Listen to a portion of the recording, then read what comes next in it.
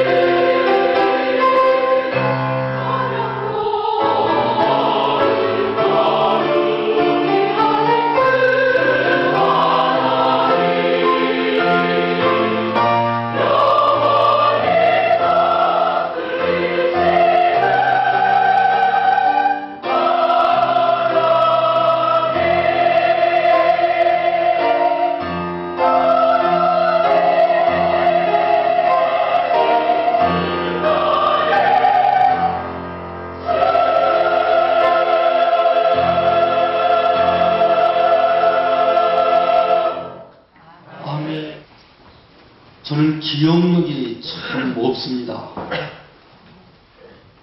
머리가 똑똑하지를 못해서 그런지 지난 일을 기억을 잘 못해요.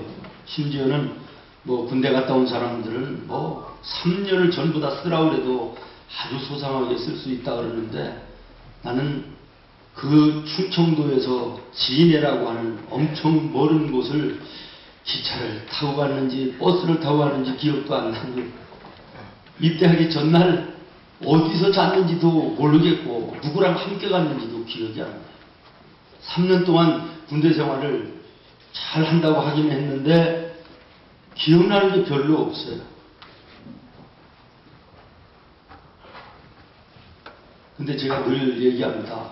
천재적인 사람은 굳이 기억할 필요가 없는 것은 기억하지 않는다.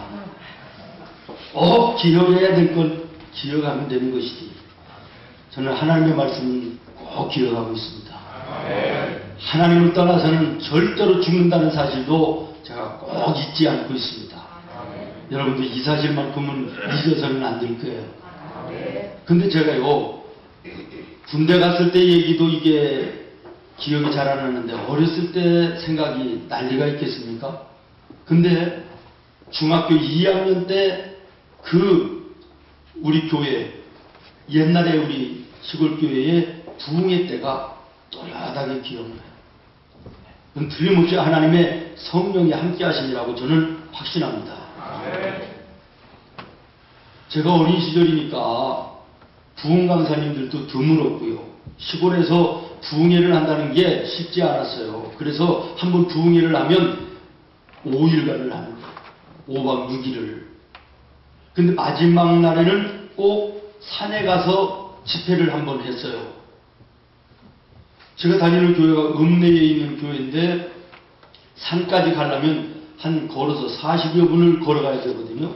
저희 동네 앞산, 우리 산에 이제 집회를 마지막 날 하는데, 그때 부흥 강사 목사님 성함이 이응선 목사님이에요.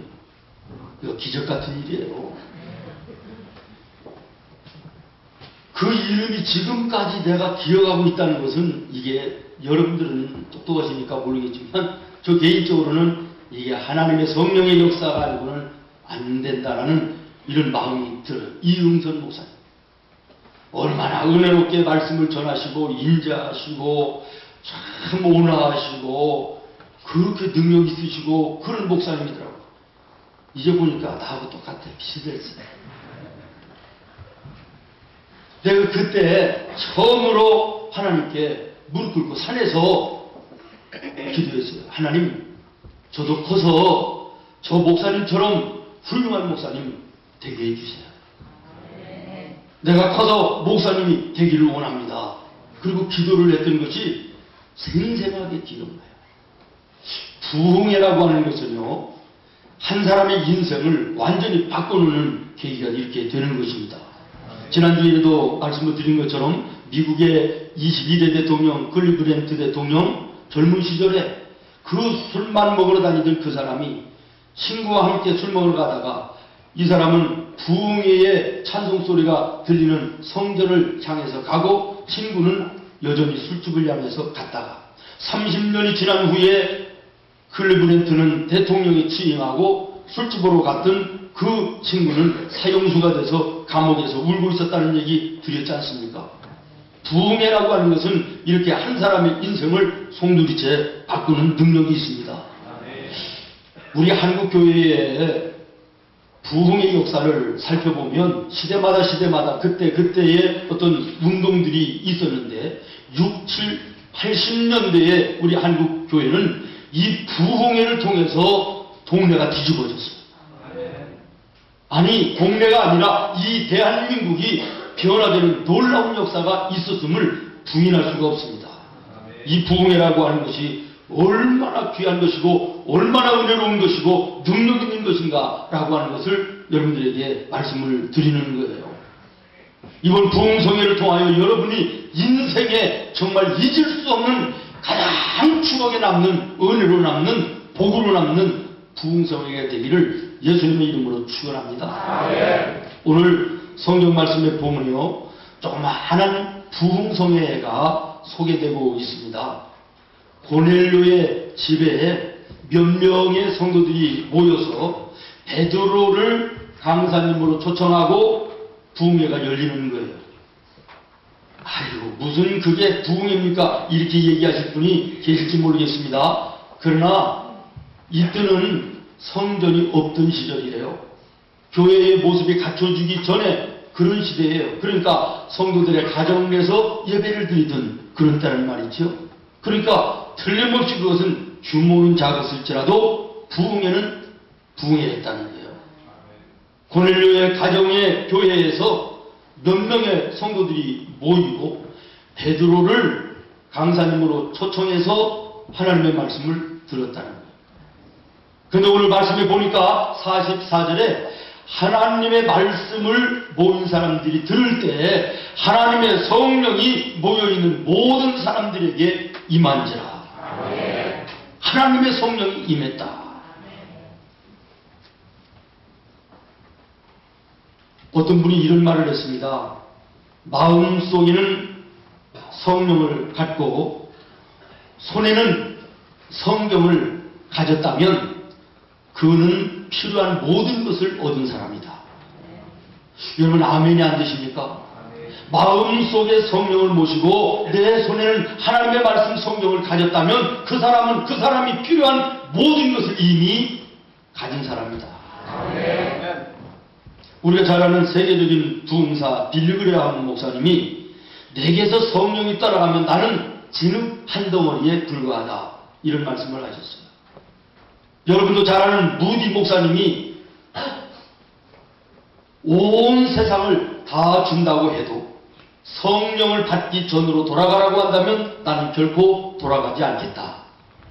다시 말하면 성령이라고 하는 것이 이렇게 귀중하고 소중하고 복이 있는 것이라고 하는 것을 얘기하는 것입니다. 사랑하는 여러분, 오늘 본문의 말씀을 보십시오. 4절 말씀에 하나님의 말씀을 들을 때 듣는 모든 사람들에게 성령이 임하였더라. 이 귀한 성령이, 이 귀한 축복의 성령이 말씀을 듣는 자에게 임한다는 거예요. 왜? 하나님의 말씀은 성령의 감동으로 쓰여졌기 때문에.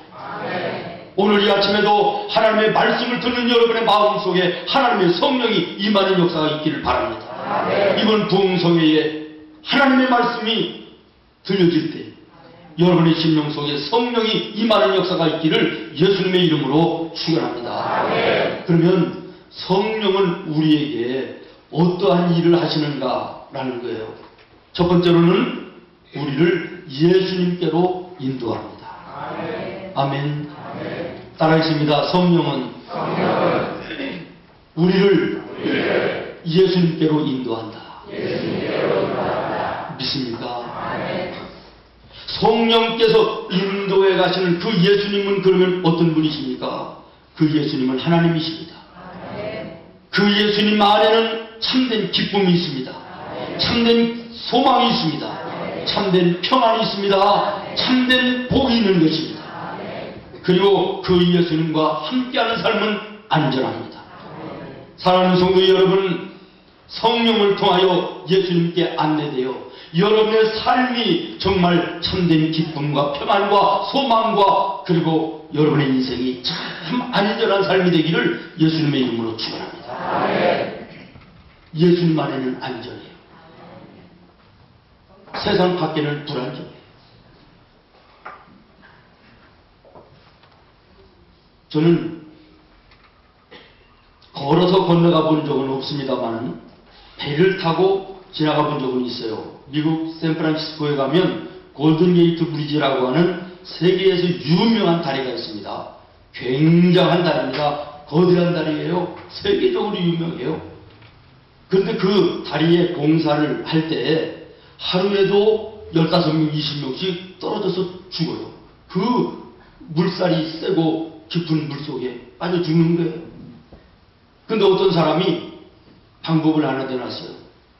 공사하는 밑에다가 그물을 치잖아요. 그물을. 그래서 그물을 치고 났더니요, 떨어지는 사람이 거의 없어졌다는 거예요. 하루에도 10명, 20명 떨어지던 그런 사고가 거의 없어졌다는 거예요. 내가 떨어져도 물속으로 떨어져 죽는 것이 아니라 저 그물이 나를 받쳐주고 나는 살 수 있다고 하는 이런 소망이 있으니까 실수도 없고 떨어지지도 않는 거예요. 저는 그 얘기를 들으면서 우리 예수님이 우리 인생의 안전 그물망이다. 저는 그런 깨달음을 가졌어요. 그래서 예수님을 의지하고 예수님과 함께하는 인생은 안전하다는 거예요. 떨어질지라도 예수님이 나를 붙들어 세워주실 것이고 실패했을지라도 나를 다시 일으켜 세우실 것이고 사고를 만났을지라도 회복하게 하실 것이고 질병을 만났을지라도 고쳐서 새롭게 하시는 은혜를 베풀어 주실 것이다. 이 믿음을 가지고 예수님과 동행하는 삶 안전합니다. 성령은 이렇게 이러한 예수님에게로 나와 여러분을 안내하시는 것입니다. 믿습니까? 성령께서 나와 여러분을 예수님께로 안내해서 예수님과 함께하는 삶 속에 안전하고 복되고 승리하는 아름다운 삶, 이것이 성령의 은혜인 것입니다. 왜 내게 성령 주셔서 내 마음을 감동해 주 예수 믿게 하는지 난 알 수 없도다. 할렐루야. 성령은 나와 여러분을 예수님께로 안내해서 예수님을 믿게 하는 거예요. 그 예수님을 믿으면 우리의 인생 속에 예수님이 함께 하심으로 안전한 거예요. 그 어디나 하늘나라를 사며 참된 기쁨과 소망과 즐거움과 승리의 아름다운 삶을 살게 되는 줄로 믿습니다. 오늘도 우리를 예수님께로 인도하시는 성령을 인식하면서 그 안내하심에 순응하면서 감사하면서 사시는 우리 성도들이 되기를 바랍니다. 여러분, 우리 인생길 걸어가면서 안내를 잘 받아야 됩니다. 예배에 들어올 때 우리 안내위원들의 안내를 받아서 여러분들이 예배당에 들어왔잖아요. 그리고 예배하잖아요. 말씀을 듣잖아요. 말씀을 들으면서 성령을 받잖아요. 성령이 예수님께로 우리를 안내하잖아요. 그 예수님과 우리의 복된 인생이 시작되는 거 아니겠습니까? 안내를 잘 받아야 되는 거예요. 근데 길을 지나가다가 보면 술집 같은 데서도 안내위원이 있어요. 그 안내위원들 따라가면 큰일 납니다. 경험 있는 분들 있잖아요. 누구의 안내를 받느냐? 인생이 좌우되는 거예요. 우리 인생은 둘 중에 하나의 안내를 받으며 살 수밖에 없습니다. 성령의 안내를 받든지 아니면 마귀의 안내를 받든지 둘 중에 하나예요. 성령께서는 나와 여러분을 예수님께로 안내하지만 마귀는 우리를 죄악으로 멸망의 자리로 안내하는 거예요.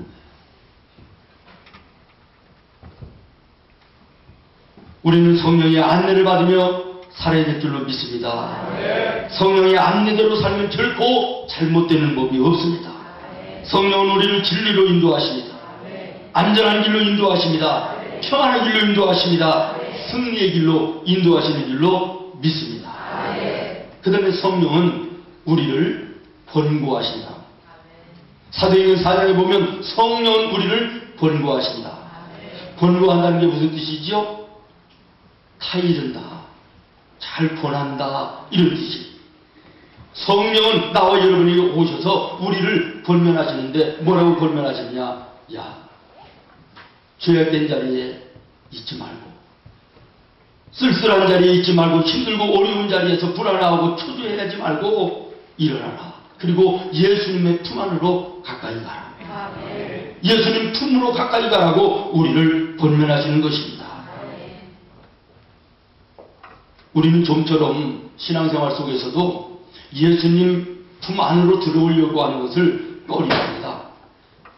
신앙생활을 해도 적당한 교회와 거리를 두고 신앙생활을 해야지 교회 안으로 들어가면 복잡한 일들도 많고 부담스러운 일들도 많고 그러니까 적당히 거리를 두고 신앙생활을 해야 돼. 이렇게 얘기를 합니다.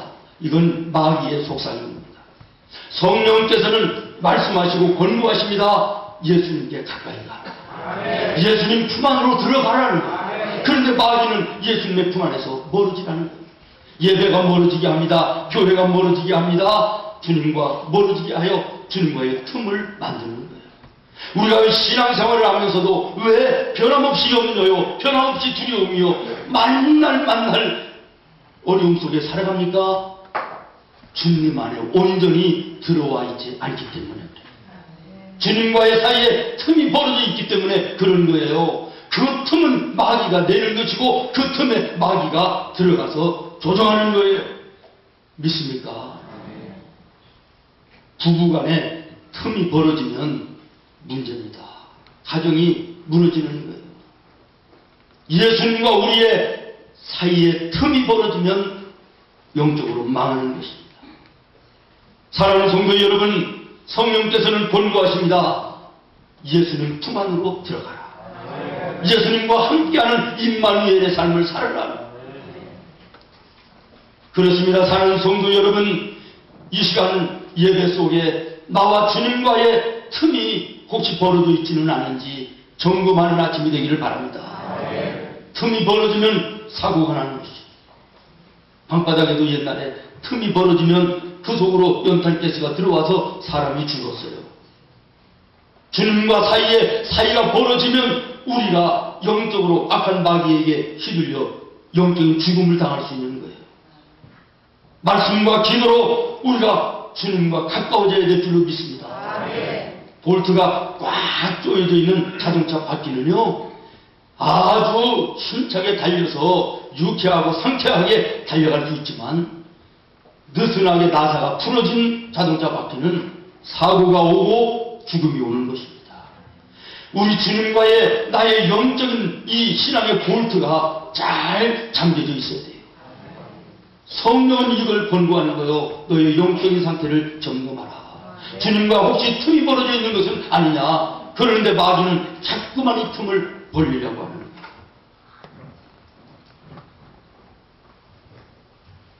우리의 삶 속의 모든 불행은 주님과 거리가 멀어지는 데서 온다는 사실을 기억하십시오. 베드로 같은 사람도 예수님을 멀찍이 따라갔기에 결과가 예수님을 부인하는 자가 되지 않았습니까? 몸은 교회에 나와 있지만 마음 한켠은 아직도 세상의 품을 잊지 못합니다. 때로는 그것이 그리워하기도 합니다. 심지어는 슬며시 그 품에 다시 안겨보기도 합니다. 집사라는 이름을 가지고 있으면서도, 성도라는 이름을 가지고 있으면서도 옛날에 그 세상의 품이 그리워서 한번 안겨봅니다. 아닌 것처럼 다 있게 계시지만 가끔 그러는 사람 있는 것을 저도 압니다. 결과가 어떻게 됩니까? 만족이 있습니까? 기쁨이 있던가요? 오히려 더 괴롭고 더 고통스럽고 하나님 앞에 너무도 부끄러운 그것 때문에 참 마음이 아픈 이런 경험들 여러분 있지 않습니까? 그러나 사랑하는 성도 여러분, 성령은 지금도 주 예수의 사랑의 넓은 품으로 들어가라고 권고하십니다. 그 품 안에는 상처가 치료되는 역사가 있습니다. 괴로움이 변하여 찬송이 됩니다. 평안이 찾아옵니다. 여기에 생명수 넘치는 풍성한 은혜의 깊은 삶이 있는 것입니다. 은혜의 능력 있는 삶이 예수님 품 안에 있음을 여러분 기억하시기를 바랍니다. 주 예수 넓은 품에 나 편히 안겨서 세상 악한 세력 나 해치 못하네. 슬픔과 근심 걱정 이후에 없으리니 시험이 닥쳐와도 나 염려 없겠네. 할렐루야. 예수님 품 안에 있으면 참된 평안이 있습니다. 풍성한 은혜의 삶이 이루어지는 줄로 믿습니다. 그 다음에 예수님 품 안에 있으면요, 우리의 삶이 변하여 새 사람 됩니다.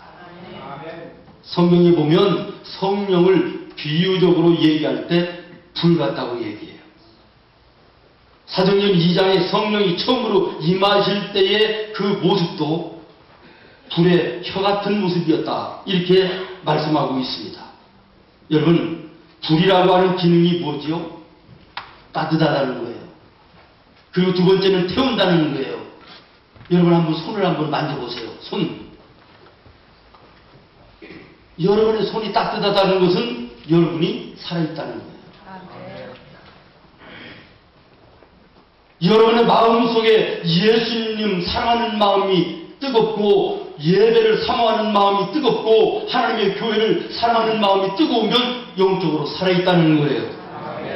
그러나 아무런 감각이 없다. 이것은 영적으로 죽어있는 거예요. 저는 이 부흥성회가 영적인 번개탄이라고 생각합니다. 따라했습니다. 부흥성회는 뭐와 같다? 요즘에는 번개탄 용도가 달라졌더라고요. 자동차 안에다 펴놓고 죽는 걸로 바뀌어졌어요. 이거 얼마나 가슴 아픈 일이죠. 번개탄의 용도는 그 생판에 차가운 연탄에 불을 붙일 때 사용하든지 아니면 꾸물꾸물 꺼져가던 연탄에 불을 붙이기 위해서 사용하는 거 아닙니까? 오늘 나와 여러분이 예수 안에 산다 그러면서도 여러 가지 환경과 여건으로 인해서 영적인 이 뜨거움이 식어가는 모습 얼마나 많아요. 이럴 때 우리 하나님께서 우리의 상태를 아시기에 부흥성회를 통하여 다시 한번 우리의 마음속에 영적인 번개탄을 허락하시고 다시 한번 성령으로 뜨겁게 불타오르도록 우리를 충만케 하시는 것입니다. 여러분, 성령은 뜨거움이에요. 뜨겁다는 것은 살아있다는 것입니다. 또 하나, 불은 태우는 거예요. 저는 모쪼록 이번 부흥성회에 성령이 여러분의 심령 속에 임해있어서 여러분의 마음속에 더러운 모든 죄 바싹 태워버리고 병마도 태워버리고 욕심과 정욕과 음란과 더러운 것들 다 태워버리는 놀라운 은혜의 역사가 있기를 예수님의 이름으로 축원합니다. 모츠 박사라고 하시는 아주 세계적인 유명한 의학 박사가 연구에서 발표한 것이 있는데 뭐냐면 보통 남자의 그 염색체가 XY로 구성이 되어 있다 그래요. 그런데 아주 범죄자, 악랄한 범죄자를 조사를 해봤더니 XY에다가 플러스 Y가 하나 더 들어가 있는 것을 발견했다 그래요. 그래서 그 Y를 빼내는 이런 연구를 하고 있다 하는 이런 기사를 읽어본 적이 있습니다. 여러분, 이번 부흥성회를 통하여 여러분의 마음속에 자리 잡고 있는 악한 요소들, 죄성의 이런 더러운 것들, 이 Y의 요소들을 하나님의 말씀을 통하여 성령으로 불살라버리기를. 그래서 여러분의 마음속에 예수님의 마음이 이루어지고 생각하는 것도 은혜로운 생각, 말하는 것도 덕을 세우는 말, 행동하는 것도 하나님께 영광 돌리는 아름다운 행동들, 이런 모습으로 바뀌어지는 역사가 있기를 예수님의 이름으로 축원합니다. 성령은 바꾸는 역사가 있어요. 한 사람의 인생을 바꾸고 한 가정을 바꾸고 한 기업을 바꾸고 동네를 변화시키고 나라를 바꾸는 능력이 성령 안에 있습니다. 그 성령은 하나님의 말씀을 들을 때 내 마음속에 임하는 것입니다. 예배와 성령의 체험이 부흥회를 통하여 여러분에게 있기를 예수님의 이름으로 축원합니다. 그러면 이와 같은 이 귀한 성령을 우리가 어떻게 준비하며 받기를 사모해야 될 것이냐, 부흥회를 우리가 어떻게 준비해야 될 것이냐를 우리가 오늘 본문의 말씀을 통하여 잠깐 말씀드리고 마치려고 해요. 30절부터 31절 여러분 한번 같이 읽습니다. 시작.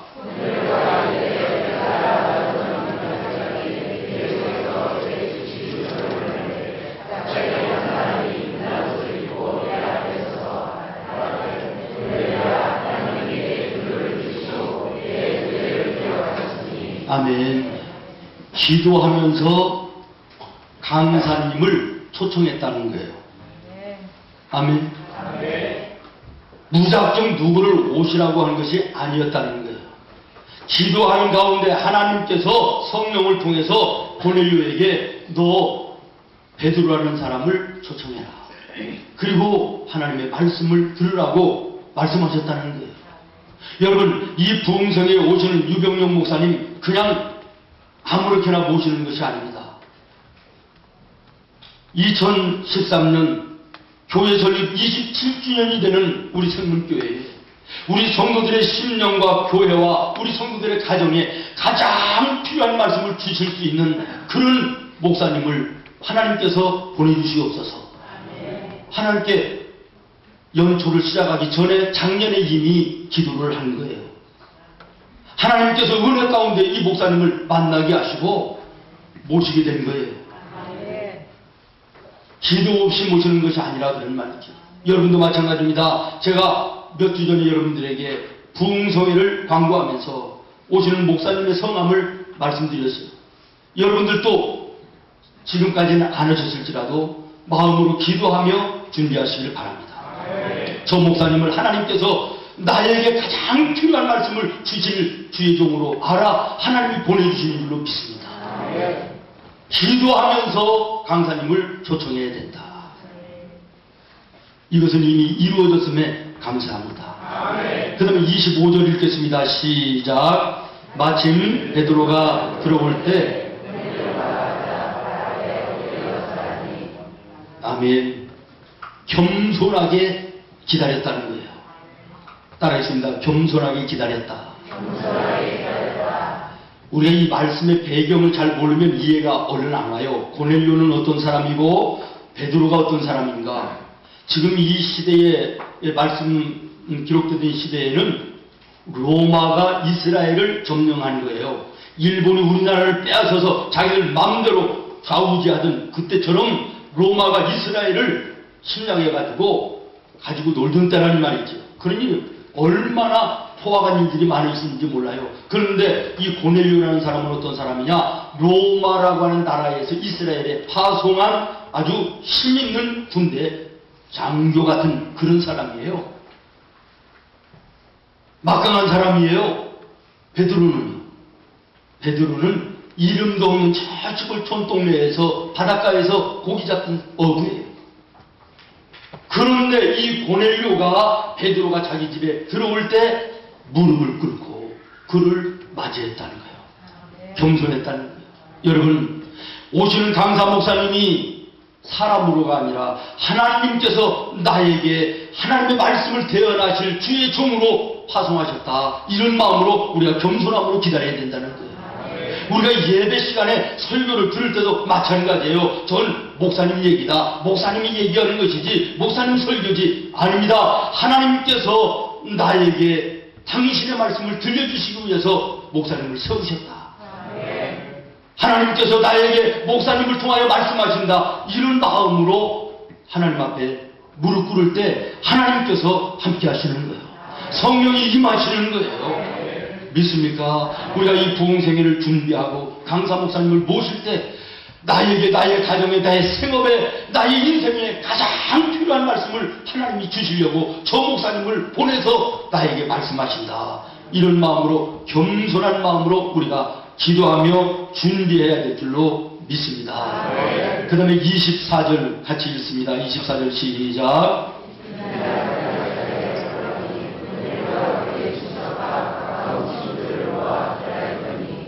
아멘.